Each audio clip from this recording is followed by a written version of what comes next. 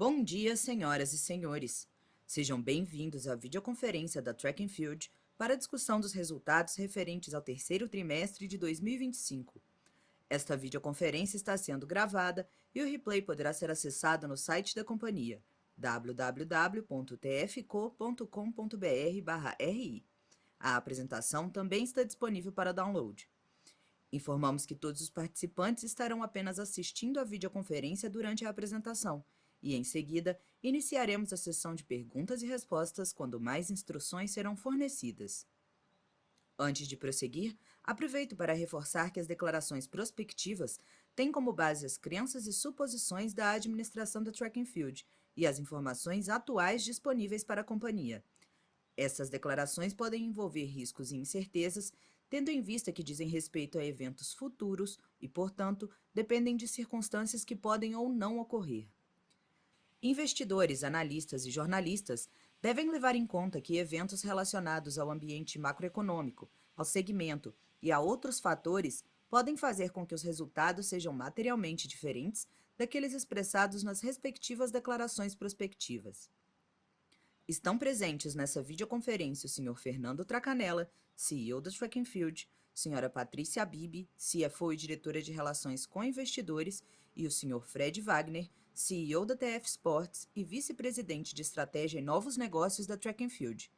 Gostaria agora de passar a palavra ao Sr. Fernando Tracanella, que dará início à apresentação.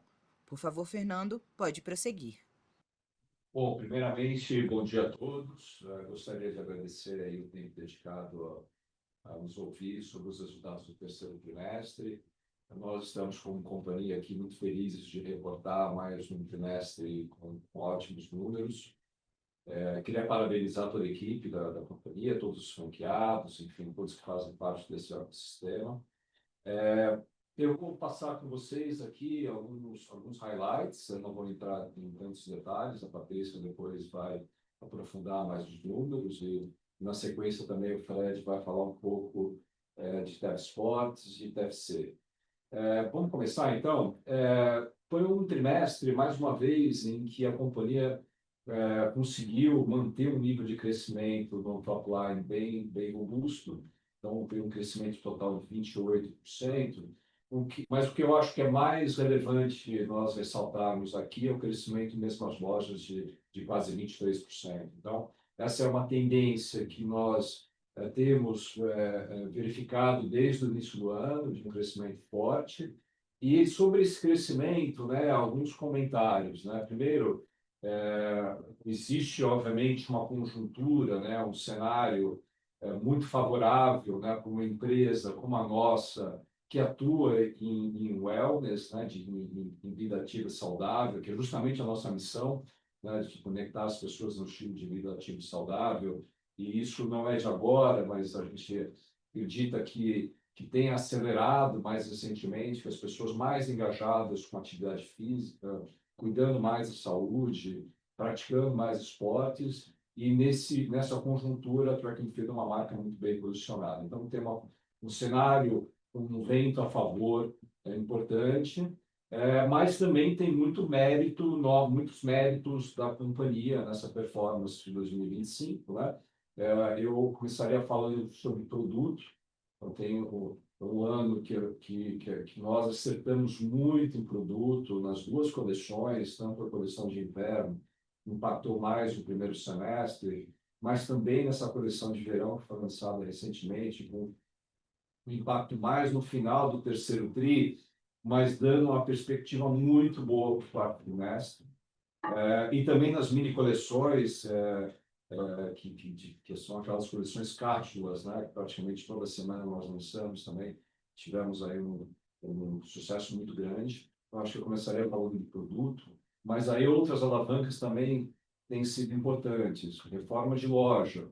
Então, até nesse primeiro slide, reforma de loja, de forma consistente, tem trazido um crescimento muito próximo do dobro do crescimento mesmo as lojas da companhia. Isso se manteve no terceiro trimestre. Então, a reforma de loja tem sido uma alocação de capital muito boa para nós, do ponto de vista de lojas próprias, mas também muito boa para o franqueado, com retornos muito interessantes. E esse ano a gente deve terminar aí com com uma parcela de aproximadamente 60% da rede já no novo formato e com uma perspectiva boa ainda de um grupo de lojas que serão reformadas nos próximos anos, continuarão trazendo aí crescimento nas mesmas lojas. Outro fator importante também para explicar o crescimento é o digital. O nosso digital, o e-commerce, vem crescendo de forma relevante já há algum tempo. Ele mais uma vez, no terceiro tri, teve um crescimento bastante acima da média. Ele veio quem acompanha há mais tempo a companhia, ele veio de uma participação da ordem de 3% no pré-pandemia, e hoje ele já está acima de 10%, em cima de uma companhia que quadruplicou de tamanho. Então, é um crescimento muito relevante e com uma estratégia de omnicanalidade que também tem sido muito importante para explicar esse desempenho. Então, hoje a gente já tem já muito consolidada, né, o Ship from Store, com mais de 70% das vendas captadas, faturadas por lojas mais próximas do cliente. Isso fez com que nós atingíssemos dois grandes objetivos. O primeiro, de ter o cliente no centro, tentando oferecer uma melhor experiência para o cliente nessa venda digital, com uma entrega mais rápida, e inserindo o franqueado dentro da estratégia digital da companhia. E a segunda onda também tem sido muito importante, é a Vitrine Infinita, que já representa mais de 10% das vendas digitais, que é a modalidade através da qual nossa equipe de vendas consegue enxergar o estoque da rede inteira e oferecer um produto que eventualmente o cliente não achou no estoque físico da loja que ele está comprando. Então, essas estratégias têm ajudado bastante, então o digital tem sido uma alavanca importante. Eu falaria também do marketing. Nosso marketing evoluiu muito no sentido de ser um marketing que fala de todo o ecossistema, uma estratégia muito boa também com influenciadores, que eu acho que esse ano essa evolução também contribuiu bastante para esse crescimento. Ou seja, tem alguns fatores, tem uma conjuntura muito favorável, mas alguns fatores também internos que ajudam a explicar esse número. A receita líquida cresceu, como vocês podem observar, numa velocidade maior do que o sellout, 31%. Qual foi o grande ponto aqui sobre a receita líquida que eu gostaria de enfatizar bastante nesse início, e a Patrícia vai comentar ainda com mais profundidade. Nós tivemos uma participação do sell-in, que é a venda de mercadoria para os franqueados, muito grande.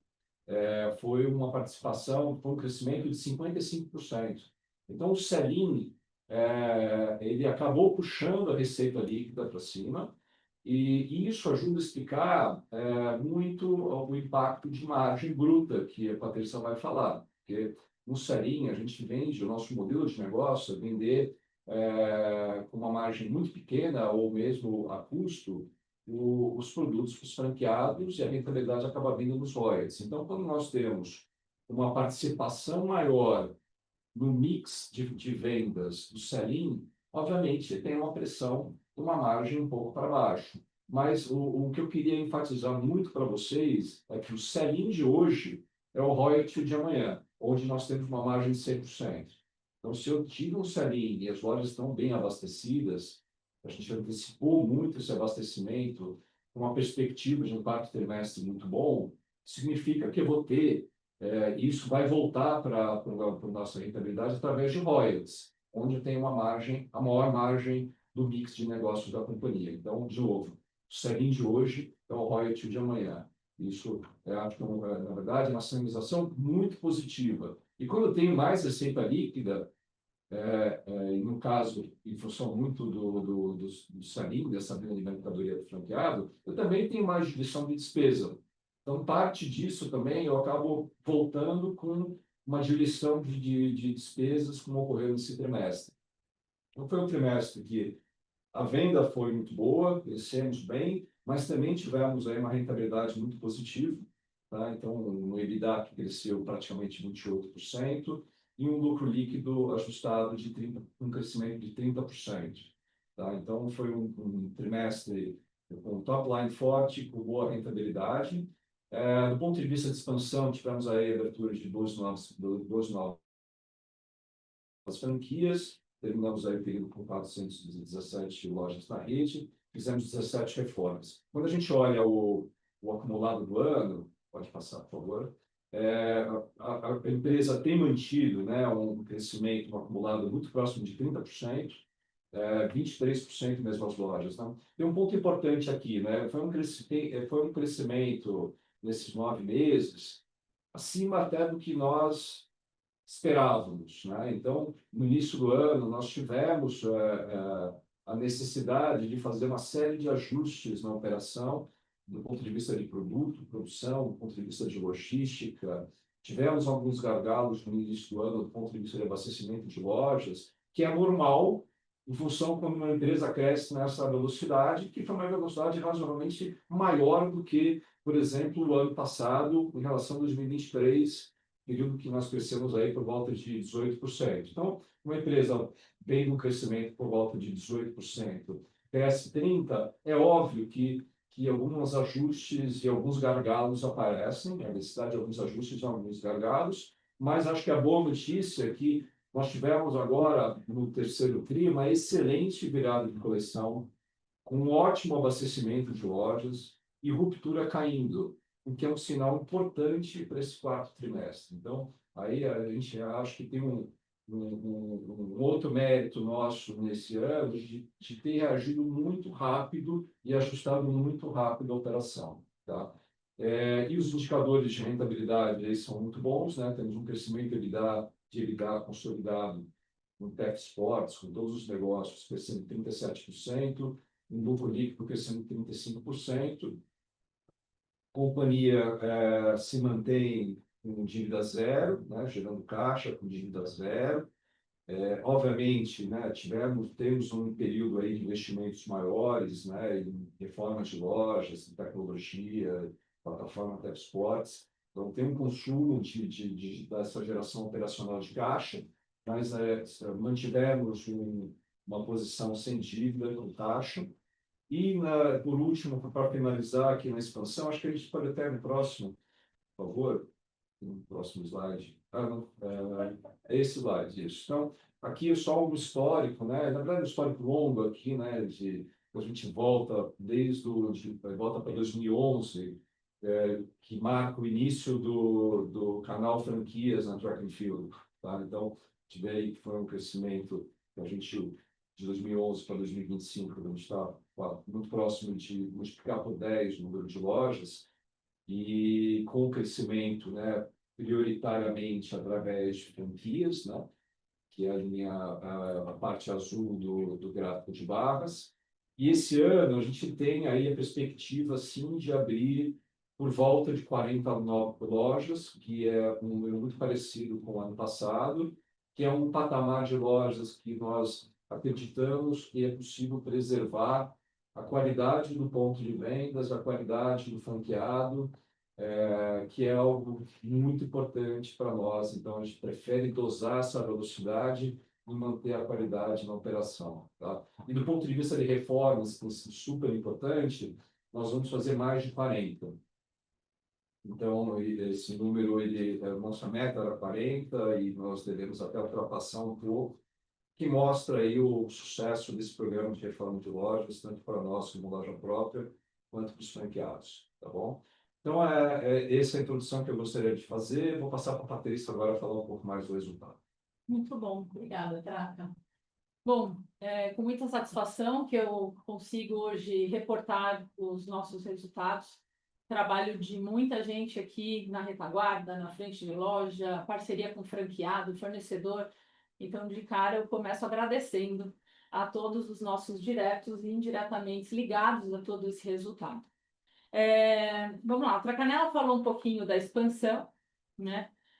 Hoje, já estava até olhando com a equipe de expansão, já foram mais 5 lojas até hoje, dia 14. Então, 417 lojas no fechamento do TRI e hoje 422.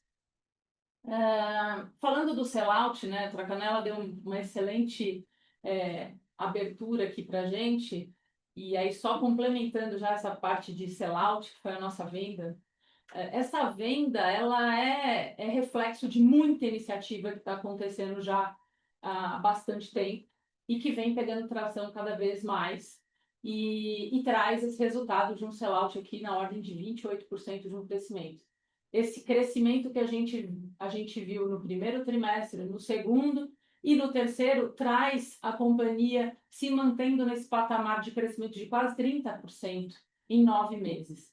Realmente tem sido muito relevante esse crescimento aqui para a gente, e isso vai corroborar com um sucesso que vem sendo o lançamento da nossa coleção de verão, que inclusive estou homenageando aqui a nossa coleção, que é esse nosso casaquinho, que está na loja, um dos nossos top de vendas, maravilhoso, já fica, eu sempre gosto de fazer aqui uma correlação que acontece na loja. A coleção de verão, que está maravilhosa, a liquidação de inverno, que também foi muito boa e trouxe um excelente resultado aqui para o trimestre. Dia dos Pais, sempre no nosso lugar de venda do presenteável, muito relevante, vendas aqui acima até do crescimento que a rede vem trazendo. Sem dúvida nenhuma, essa rede melhor abastecida tem feito muita diferença, produto certo, na hora certa, no lugar certo. Então, acho que tem muita energia sendo dedicada nisso. Então, vem também essa alavanca aqui para a gente de crescimento.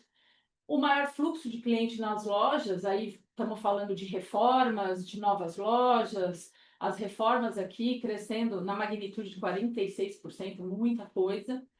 E, sem dúvida, não podemos deixar de colocar a organização dos eventos, que tem sido um sucesso. No trimestre foram mais de 1.000 eventos, daqui a pouco o Fred vai falar um pouco mais de Tev Sports, mas também no trimestre foram quase 150 mil inscritos nos nossos eventos. Então, é mais um reflexo aí de tudo que aconteceu no nosso sellout.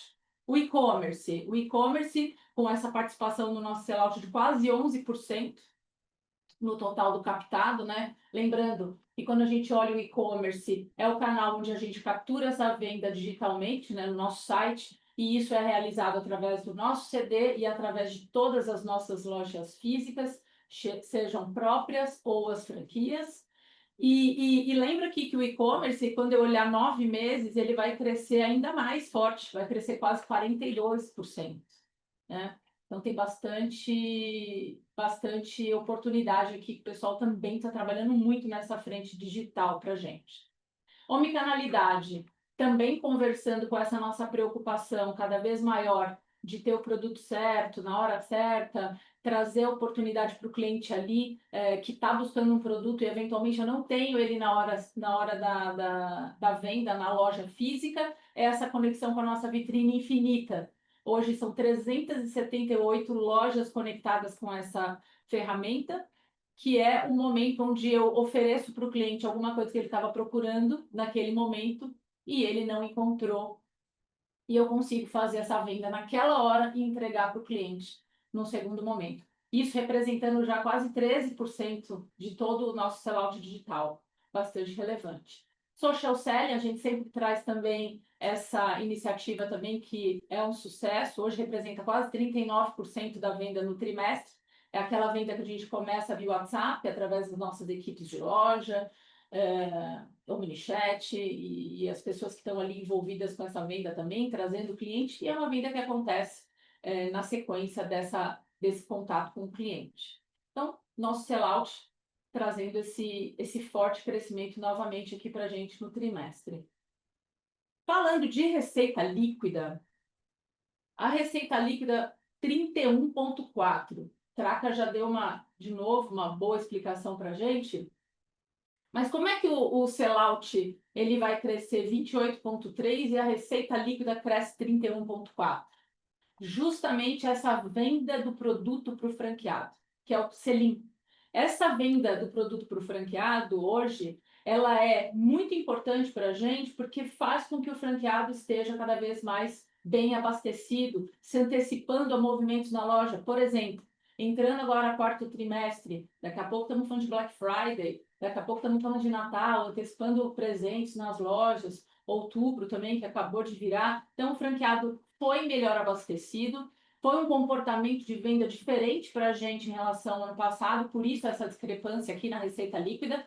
Então, falar que esse negócio, né, o sell-in crescer 55%, é justamente essa sinalização de que a rede está muito confiante na coleção, está muito confiante no produto que a gente está entregando, e aí ele vai se abastecer, e aí ele vai estar cada vez melhor para poder aproveitar aí essas oportunidades que a gente está refletindo aqui, né? Tem demanda para isso e a gente está trabalhando, né? Essa parcela do selim, ela pegou um pedaço da nossa receita líquida relevante quando a gente compara com o ano passado. Foram 5 pontos percentuais a mais da nossa receita líquida nesse trimestre em relação ao passado. Vamos guardar essa informação, porque daqui a pouco a gente vai conectá-la lá no lucro bruto.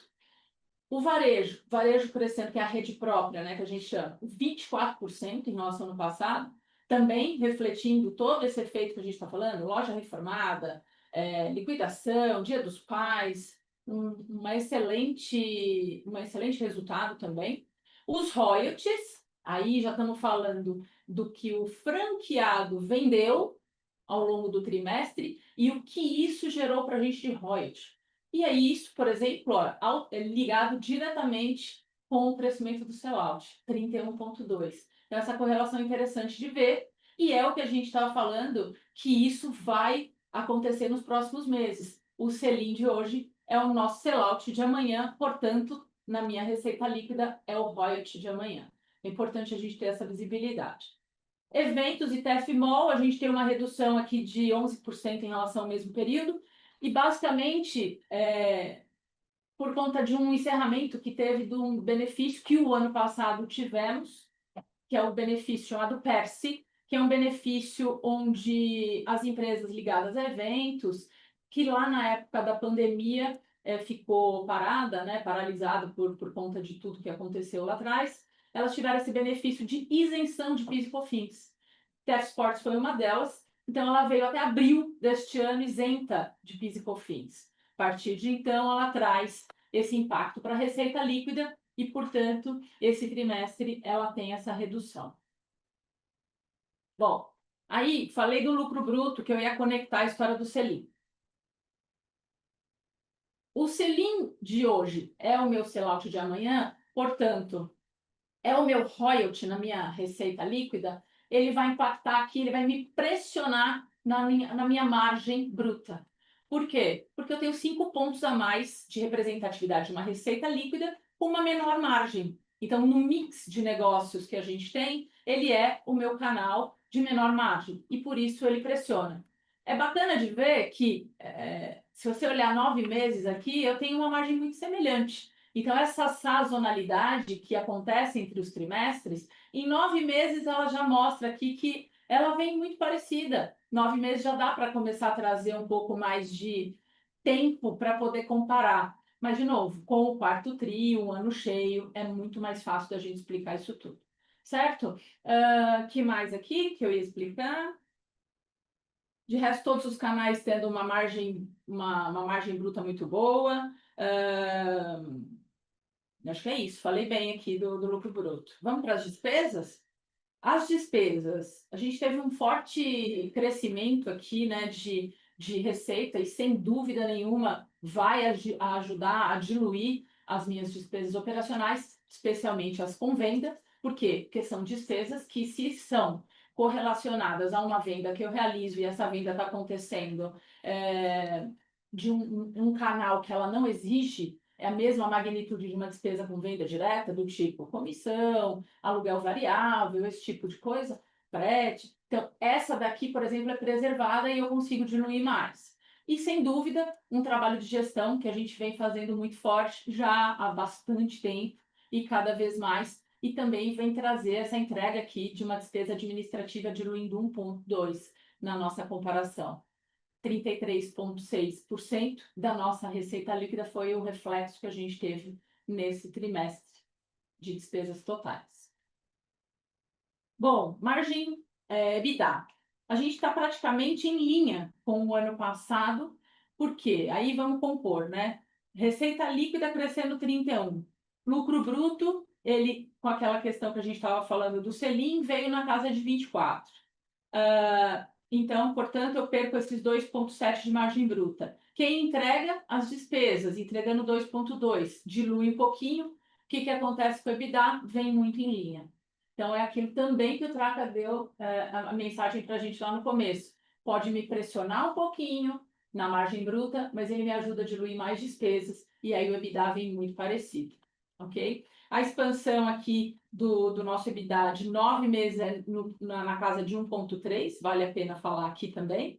E em relação ao TEF Sports, né, na magnitude do que a gente vem realizando de investimentos em TEF Sports, isso vem trazer aqui 4,1 da receita líquida, e no acumulado de 9 meses também, por questões ali de sazonalidade trimestral de TEF Sports, representa 3%, diluindo até um pouco mais do que a gente viu ao longo do ano passado.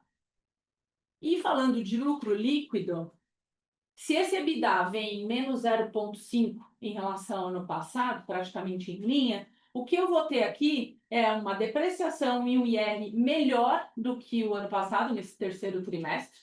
Essencialmente aqui no IR, porque eu tive um JSCP até mais relevante do que o ano passado, e, portanto, eu trago quase um ponto de melhor margem aqui para a gente, e 0,6 no resultado financeiro, que conversa até com uma posição de caixa um pouco menor que a gente tem, em virtude de todos os reinvestimentos que a gente fez aqui de recompra de ações, né, na ordem de 44 milhões, que daqui a pouco eu vou falar aqui no nosso caixa. Mas veja, um lucro líquido que vai entregar aí 0,2 em relação ao passado, praticamente em linha. E olhando 9 meses, aí a gente fala em mais 0,6 de margem, 34,6% de crescimento no período. E aí, falando do caixa, nosso caixa, a geração do caixa operacional foi de quase 34%, um crescimento muito forte, né, para a gente, acima até do que a gente trouxe de resultado aqui de crescimento no nosso lucro líquido. Melhor gestão, obviamente, do nosso capital de giro, especialmente nos estoques. Então, se a gente olhar toda a nossa posição de estoques, a gente teve até um giro melhor, especialmente em virtude dessa aceleração do Selim. Então, ela também me ajudou a diminuir um pouco mais o nosso prazo médio, por exemplo, dos estoques, e fornecedor também, que ficou um pouquinho abaixo. Aonde impacta um pouquinho aqui? O meu prazo médio de recebimento. Talvez vocês possam até me perguntar. Por quê? Justamente por conta do comportamento da minha receita líquida mais canalizado no Selim, que é um canal também que eu tenho um prazo de recebimento um pouquinho maior quando eu comparo com o prazo de recebimento que eu tenho no varejo. Por outro lado, as atividades de financiamento, a gente tem uma redução aqui de 30%, mais ou menos, em relação ao período do ano passado, mas aqui é em virtude de um deslocamento, né, para o quarto trimestre, de reformas que estão a todo vapor ainda, acontecendo até o final do ano. De financiamento, eu não tenho, por exemplo, essas recompras que no ano passado eu fiz nesse período na ordem de 12 milhões de reais. Então, neste período desse ano eu já não faço mais, até em virtude do valor que a ação veio se recuperando. E aí eu tenho uma redução significativa aqui, de 43% dessas aplicações aqui do nosso caixa. Finalizamos, então, aqui um caixa de 20,7 milhões, totalizando com minha posição de contas a receber com o meu cartão de crédito de quase 109 milhões de reais. Ressalto que a gente continua sem dívida, permanece sem dívida, e o nosso crescimento sustentável e geração consistente aqui de caixa, que para a gente é muito importante. Acho que do meu lado, foi. Fred. Bom dia, pessoal. Prazer, obrigado aí pela presença de todo mundo. Acho que a gente pode passar para o próximo slide, falar um pouco de TEF Sports, né? A TEF Sports, né, bateu a marca de 1,1 milhões de usuários. A gente está super contente aí com um crescimento de 47, quase por cento, ano contra ano, no número de usuários do nosso aplicativo. Lembrando que esse ano a gente fez a transição do aplicativo para a nova plataforma, e a gente está agora expandindo os novos serviços nela, então a gente está com um foco bastante grande em aumento de frequência de utilização da plataforma TEF Sports. A gente está com 8.800 treinadores, né? Acho que a partir de agora, né, com a nova versão, a gente começa a aumentar um olho um pouco maior em relação aos treinadores. Em relação ao número de eventos, né, a gente fez 1.100 eventos no trimestre, né, um crescimento de 15%, e 148 mil inscritos nesses eventos no trimestre, um aumento de 25%. Aqui a gente nota já também uma atração maior, né, um aumento do número de participantes por evento, e a gente também vem aumentando muito o número de modalidades que a gente faz. Então a gente tem uma abertura maior, né? A gente está se relacionando com tribos diferentes, em diferentes modalidades esportivas, e uma receita líquida de 14 milhões, né? Uma queda de 7%, mas isso tem a ver um pouco com sazonalidade de deslocamento de eventos que a gente tem de um trimestre para o outro.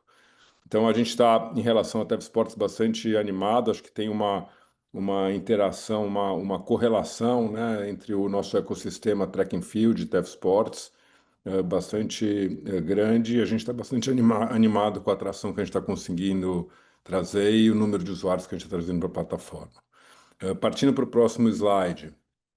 Falando um pouco de TFC, né? TFC, a gente começa a ver aqui realmente um olhar de aumento de mercado endereçável na nossa iniciativa de alimentação e suplementação, né? Então, falando de lojas, um crescimento de 58% nas vendas das nossas operações de food and market, com um aumento de 36% no número de clientes atendidos, né? Então, clientes também comprando mais, a gente aumentando, né, um pouco o que a gente faz de food e o que a gente faz de grab and go. Então, a parte de grab and go, suplementos também com um crescimento grande, e a gente vê uma distribuição bastante grande entre categorias, e a gente tem feito um trabalho muito grande de curadoria em lojas. Então, a gente está bastante satisfeito também com o TFC e como a gente está conseguindo aumentar esse mercado endereçável, né? E falando de TFMall, a gente aumentou, né, de um ano para o outro mais do que 50% o número de marcas parceiras. A gente está aumentando também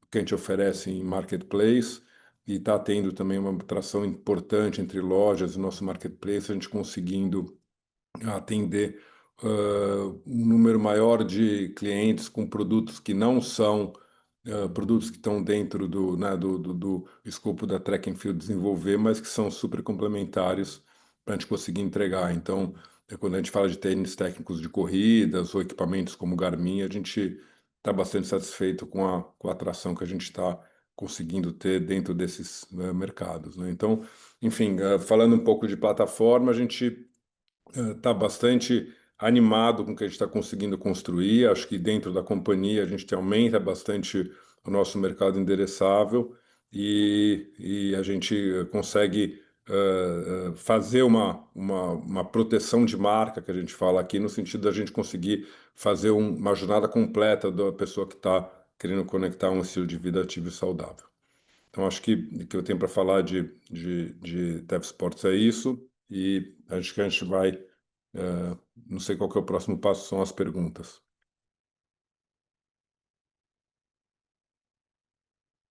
Iniciaremos agora a sessão de perguntas e respostas para investidores e analistas. Caso deseje fazer alguma pergunta, por favor, pressione o botão Reação e, em seguida, clique em Levantar a mão. Se a sua pergunta for respondida, você pode sair da fila clicando sobre Abaixar a mão. Nossa primeira pergunta vem de Kelvin Dechen, do Itaú BBA. Obrigado por pegar as minhas perguntas, são duas aqui do meu lado. A primeira é sobre margem bruta, né? Vocês deixaram bem claro que o principal fator de pressão no TRI foi o ganho de representatividade ali do Sell-in, mas tentando isolar um pouco esse efeito, como que foi a evolução de margem bruta ano contra ano, olhando para mesmos canais aqui?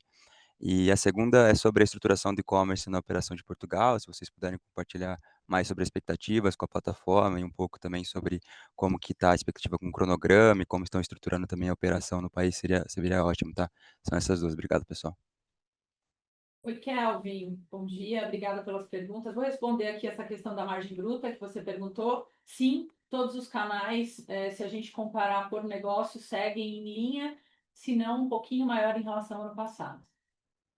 Eu acho que um ponto, só complementando, né, que não existe nenhum movimento de a gente ficar um pouco mais promocional, pelo contrário, tá? Quando nós olhamos o esforço promocional desse ano, nos períodos de liquidação, ou mesmo que vem pela frente na Black Friday, eles têm um desconto médio menor em relação a 2024, tá? Então, como a Patrícia falou, a nossa margem bruta, se a gente olha isoladamente por canal, ela está até crescendo esse ano em relação ao ano passado, tá?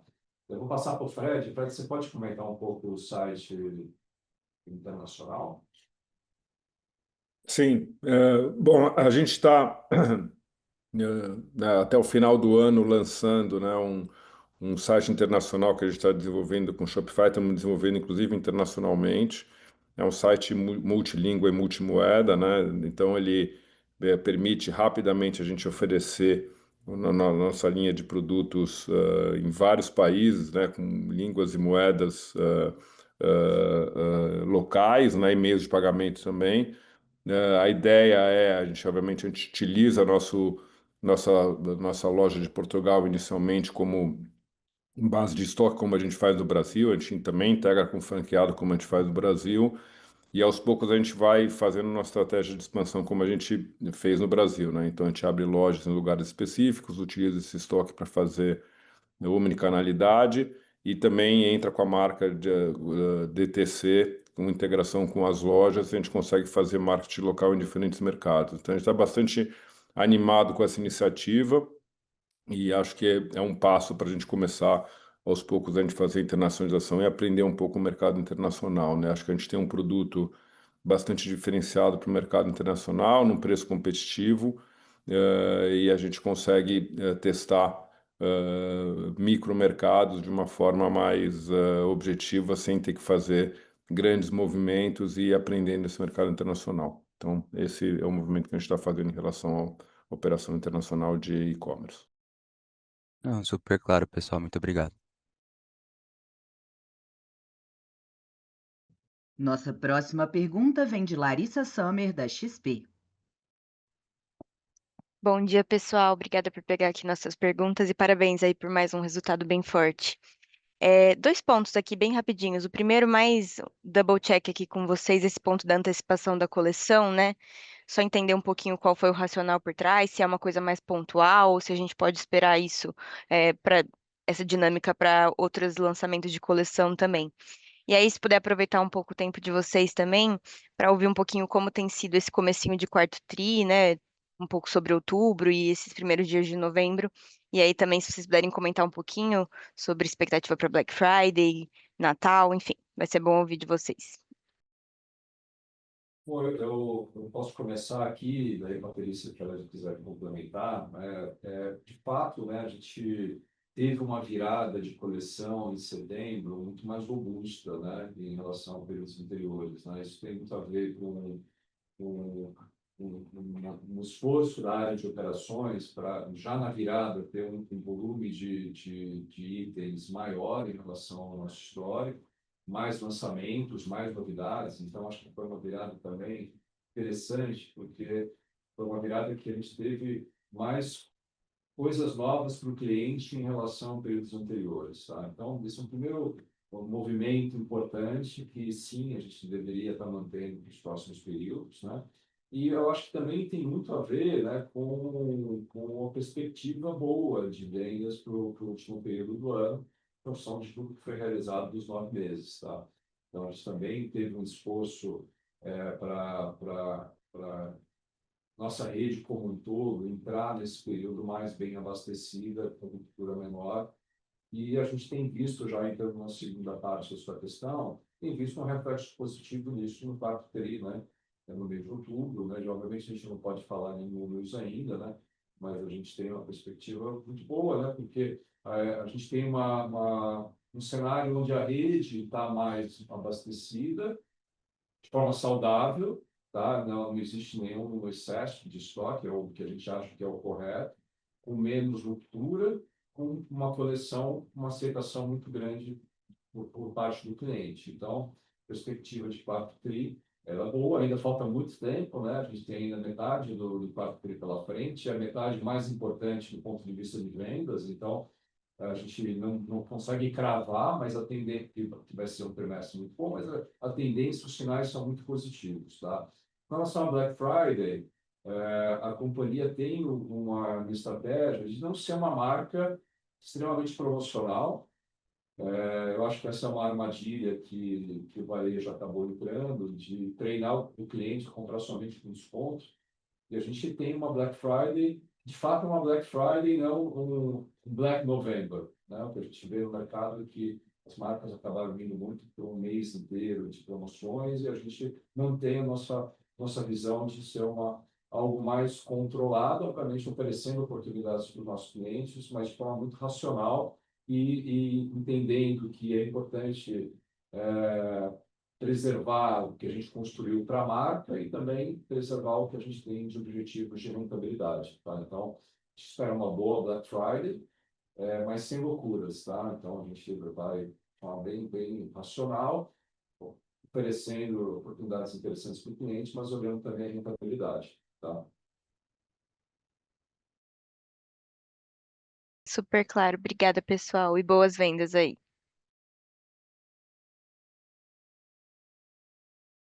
Nossa próxima pergunta vem de Bob Ford, do Bank of America. Obrigado. Bom dia, Fred, Fernando, Paty. Parabéns pelos resultados. Um, Fernando, como devemos encarar o aumento de valor agregado na composição dos produtos e ao avaliar as oportunidades futuras, onde você identifica possibilidades de melhora? E também, como devemos considerar a estrutura de custos à medida que vocês desenvolvem o marketplace, as ofertas de bem-estar, as vendas diretas e o maior valor agregado? Já têm as pessoas, estruturas e os processos necessários ou devemos buscar investimentos necessários? Obrigado. Bom, eu vou pegar a primeira parte aqui e depois acho que seria legal para a gente falar um pouco do marketplace nosso, tá? Com relação ao valor agregado, sim, de fato, a gente tem um bom efeito no mix desse ano de produtos de maior valor agregado que nós tivemos muito sucesso, especialmente em mini coleções, né? Produtos que nós oferecemos aí nessas coleções cápsulas, que tiveram uma aceitação muito grande e é onde a gente acaba se arriscando para uma coisa talvez um pouco mais do athleisure, né? E isso acabou nos ajudando do ponto de vista de preço médio, o preço médio ele cresce muito mais em função disso do que um aumento de preço quando a gente olha o item a item. Então, a gente teve uma melhora, assim, um pouco no mix esse ano e muito em função dessas mini coleções que nós acabamos lançando com muito sucesso. Então, acho que e aí tem outras coisas importantes, né, interessantes esse ano acontecendo, né, de mix de produto, né, por exemplo, a linha Kids, né, que é uma linha que nós reformulamos, né, com uma grade maior, agora com tamanho 14, né? Então, todo mundo que tem filho agora, essa transição aí de 12 anos, 13 anos, 14 anos, agora a gente tem uma ótima opção. E isso tem já surtido muito efeito para nós aí com fluxo de vendas e a gente vê muita oportunidade sempre em produto e o valor agregado, esses produtos de valor agregado acabaram vindo muito das mini coleções que nós acabamos lançando, tá? Agora eu vou passar a Fred, você pode comentar um pouco com o Bob e o Marketplace? Posso sim. Oi, Bob, tudo bem? Prazer em ter você e teu time aí na call. Bom, enfim, em relação ao Marketplace e a Tev Sports como um todo, né? Obviamente nós temos um plano, né? Não só um business plan, como o orçamento que a gente está trabalhando internamente para 2026. E a gente tem uma cabeça de acelerar, né, esse processo de captação conforme a gente vai percebendo as possibilidades de monetização e aceleração de aquisição de usuários de Tev Sports. A gente não tem, obviamente, a ideia de aumentar a parte de investimento, quer dizer, que ela seja uma coisa que tome mais caixa ou investimento da Track and Field que ela vem tomando hoje. Então, essa questão de investimento ou captação vai depender muito da nossa cabeça, do que a gente encontra em relação ao desenvolvimento da Tev Sports e essa discussão com o Conselho de Administração em como a gente vai andar para frente. Mas nesse momento a gente não tem nada andando nisso, a gente tem obviamente, uma visão de um momento onde essa companhia se torna break-even e lucrativa, né, para frente, dentro do nosso business plan. E a gente está aprendendo muito com o marketplace de curadoria que a gente está fazendo, tanto de artigos esportivos quanto de alimentação e suplementação, e também de eventos, né? A gente não pode esquecer que a gente também é um marketplace de eventos, conforme a gente vai trazendo eventos por dentro da plataforma TF Sports. E a gente olha também para o mercado de saúde e bem-estar dentro da plataforma como um mercado potencial para a gente entrar no futuro. Então, conforme a gente vai aprendendo, a gente vai ter uma visão mais clara, lembrando que a gente tem essa cabeça, né, conservadora em relação a não tomar mais caixa do que a gente já tomou no passado, transformar a TF Sports numa empresa lucrativa para frente, e acelerar, né, como um startup essa companhia para ser uma plataforma de wellness, a plataforma de wellness onde as pessoas vão para buscar qualquer coisa ligada a esse mercado. Muito claro. Novamente, parabéns. Obrigado. João Vitor Neves, da Sunset Investimentos, enviou 2 perguntas por escrito. Qual o potencial de Portugal como porta de entrada para expansão internacional e como está a competição no segmento premium de performance? Falando de Portugal, né, a gente tomou a decisão de entrar em Portugal por alguns fatores, né? Obviamente, a facilidade em relação à língua e a conexão cultural, a presença de brasileiros também, acho que é um fator importante. E por ser um mercado menor na Europa, né, menos explorado, um pouco mais que a gente chama de Blue Ocean para a gente aprender. A gente tem um parceiro muito, muito forte, legal, local, que tem, né, nosso franqueado de lá, que tem ajudado muito. Então, acho que é uma decisão de começar por um mercado menor, aprender, para a gente começar a expandir para mercados maiores, né? Então, eu acho que quando a gente fala de Portugal, a gente fala de Europa, né? O potencial é a gente acertando a operação, a gente expandir para a Europa, para mercados maiores. Acho que Portugal tem as vantagens de ser um mercado menos explorado e as desvantagens de ser um mercado menor, mas isso também está mais coligado ao número potencial de lojas do que qualquer outra coisa, né? A gente vem fazendo um trabalho lá não só de varejo, mas também de organização de eventos e a gente está bastante contente com os resultados até agora e por isso que a gente tem ampliado e aumentando o número de lojas. Então, essa última parte da pergunta, né, de você fez, João, de competição, né? Assim, competição faz parte do jogo, né? Assim, a competição ela cresce até porque o mercado de wellness ele fica cada vez mais atrativo, né? Mas o fato é que a gente, mesmo diante de talvez um aumento de competição, a performance nossa é muito boa, porque eu acho que nós temos, dentro desse mercado que se coloca aqui como premium de performance, nós temos algumas fortalezas, né? Primeiro, um componente moda aliado à performance, né? Que isso é uma coisa que é muito consolidada para a marca. Temos uma coisa que talvez seja única, né? Que é uma amplitude de faixa etária que poucas marcas conseguem, né? Eu acho que a marca ela consegue atender desde criança até um idoso, homens e mulheres, ainda que seja uma marca mais feminina do que masculina, a gente consegue atender todos os públicos, né? E a consequência disso é que a marca acaba sendo uma marca muito presenteável, que é também uma das fortalezas que nós temos, tá? Então, a competição ela existe, mas a gente foca também muito no nosso universo, né? A gente olha, obviamente, a competição, mas o nosso foco é realmente desenvolver produtos com cada vez mais qualidade, tecnologia, funcionalidade, durabilidade, ecossistema. Então, acho que esse é o nosso foco, tá? E mesmo diante, talvez, de uma competição um pouco maior, a gente vem conseguindo performar bem. Nossa próxima pergunta vem de Thomas Krellis, da Promo Capital. Vocês poderiam dar um pouco mais de detalhe na política de estoques? Digo isso pois o patamar atual, apesar da redução year over year, é bem acima do nível do IPO. Gostaria de entender como vocês enxergam esse patamar e se existe alguma oportunidade de otimização para frente. Oi, Thomas, vou responder aqui a sua pergunta. De fato, acho que esse é um ponto que a gente se preocupa bastante, já há bastante tempo, desde o IPO, assim como você disse nessa comparação.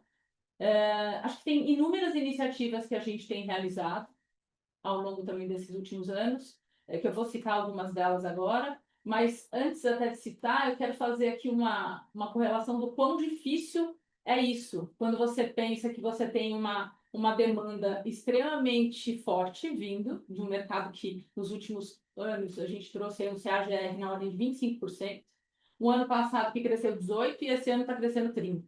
Então, assim, tem um desafio muito grande do nosso lado de poder oferecer o produto, né, para esse consumidor que vem com essa demanda muito forte no tempo certo e não ofender aqui o nosso capital de giro com esse estoque empenhado. Então, acho que essa já é uma preocupação de algum tempo que a gente vem trazendo. As iniciativas que a gente fez nos últimos tempos surtem resultado, algumas para melhor, outras um pouquinho para pressionar, que eu vou explicar também. Mas vamos imaginar aqui, ó, iniciativas que contribuíram para essa melhor eficiência. Primeira, a gente tem aqui uma produção puxada que foi desenvolvida ao longo dos últimos tempos e esse ano, por exemplo, a gente já conseguiu sentir melhor esse impacto. O que eu quero dizer com isso? É ver a necessidade de venda de um determinado produto na loja e poder, entre aspas, parar um pedaço da sua produção, está pensando lá, por exemplo, no inverno, e entrar com alguma coleção, alguma necessidade de verão, por exemplo. Então, nesse caso, foi o contrário. A gente usou a nossa capacidade produtiva para poder, por exemplo, colocar produtos que estavam ali no auge do verão. Isso aconteceu. O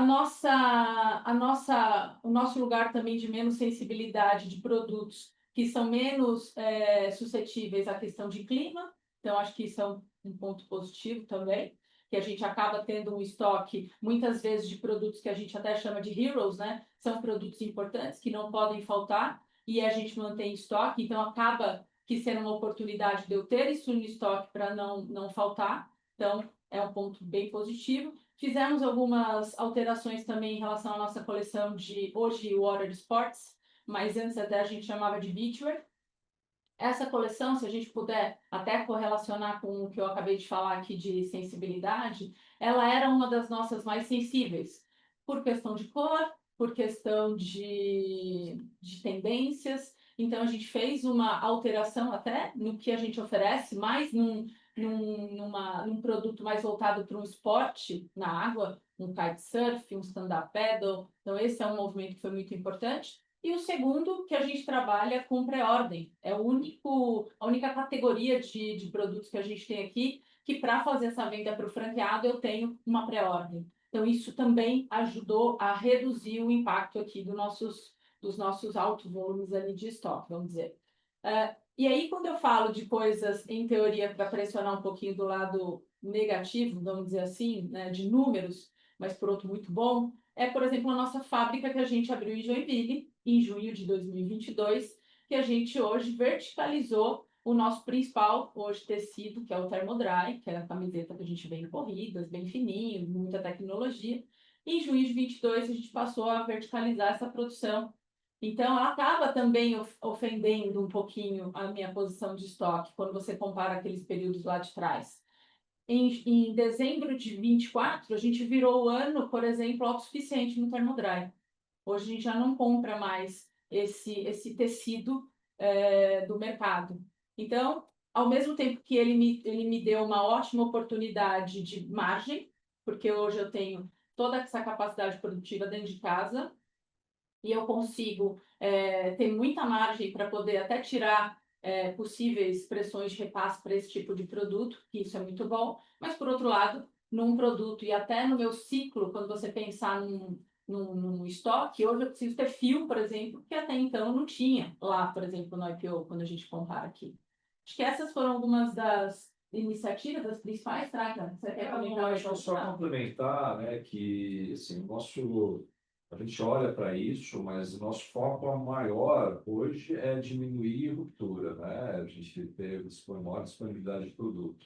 Obviamente, se a gente conseguir gradualmente, com muito cuidado, né, sem nenhum movimento de markdown e possa depreciar a marca do produto, a gente vai buscar essa cobertura menor, né? Nosso produto ele tem uma característica de ser um produto pouco perecível, tá? Então, é um produto que a gente consegue trabalhá-lo ao longo do tempo, né? E, então, a gente tem feito esses movimentos com muito cuidado. Realmente tem oportunidades, né, de melhorar a forecast de demanda, melhorar parâmetros de abastecimento, além de tudo que a Patrícia comentou, e a gente vê uma cobertura menor. Mas o nosso grande foco hoje é se perseguir isso, mas sem colocar em risco a disponibilidade do produto e sem deteriorar, sem causar nenhum dano à marca. E a gente vê aí algumas outras marcas do mercado que acabaram indo muito fundo em markdown por pressões de fluxo de caixa, e isso acabou sendo, na nossa visão, no longo prazo é ruim. Tá? Então, a gente toma decisões também olhando o longo prazo, sem pensão na marca.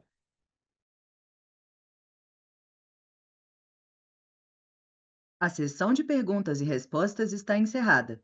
Gostaríamos de passar a palavra ao senhor Fernando Tracanella para que faça as considerações finais da companhia. Bom, pessoal, eu queria agradecer muito, né, o tempo de vocês, conosco aqui nessa manhã, né? A gente está muito feliz aí com os resultados. Eu queria parabenizar todo o time da Track and Field, todo o time que trabalhou muito na publicação, na divulgação dos resultados que estão aqui. Agradecer muito os franqueados, né, nossos franqueados, fornecedores, a todos que fazem parte do nosso ecossistema, os investidores, por todo o apoio e feedbacks aí muito interessantes e sempre muito positivos. E desejar a todos aí um ótimo final de semana e também falar que nós estamos à disposição de vocês, caso vocês tenham alguma outra pergunta, né? A nossa área de RI está super à disposição. Então, super obrigado aí. Bom dia a todos. A videoconferência da Track and Field está encerrada. Agradecemos a participação de todos e tenham um excelente dia.